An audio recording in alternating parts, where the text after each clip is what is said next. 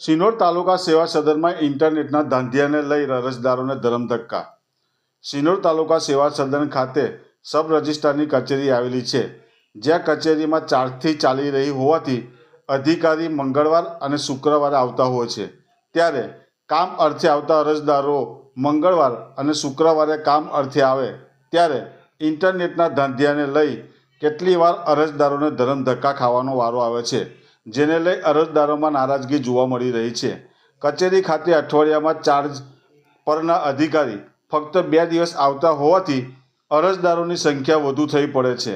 બીજી તરફ ઇન્ટરનેટની લઈ સર્વર ડાઉન થતાં સમયે કામ પૂરું ન થતાં અરજદારોને ધરમધક્કા ખાવા પડે છે, જેથી કચેરી ખાતે સબ રજિસ્ટ્રારની કાયમી નિમણૂક કરવા તેમજ ઇન્ટરનેટના ધાંધિયાની અંદર સુધારો કરવા માટે અરજદારો માંગ કરી રહ્યા છે.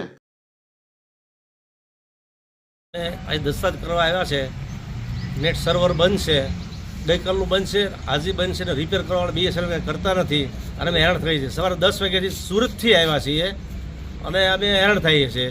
અને અહીંયા મંગળવાર અને શુક્રવાર 2 દિવસ દસ્તાવેજ કરે છે, તો અમારે શું કરવું? હવે સુરત જઈએ, પાછા આવીએ, અમારા 10-12 માણસોનો ઓલો એનો ખર્ચો અમારે એટલો લાગે, જઈએ અમારે ટિકિટ લાગે, આખા દિવસ લાગે, અમારી હાજરીનું પૈસાનું અમારે બહુ પૂરું થાય છે અને હેરાન થાય છે. આનું કંઈક કરવું જોઈએ સાહેબ તમારે.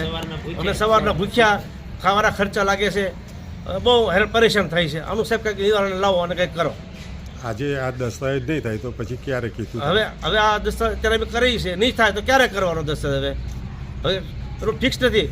2 દિવસો છે, મંગળવાર અને શુક્રવાર, તો આવતીકાલે કરવો જોઈએ ને દસ્તાવેજ. એના માટે કાંઈક કરવું જોઈએ સાહેબ.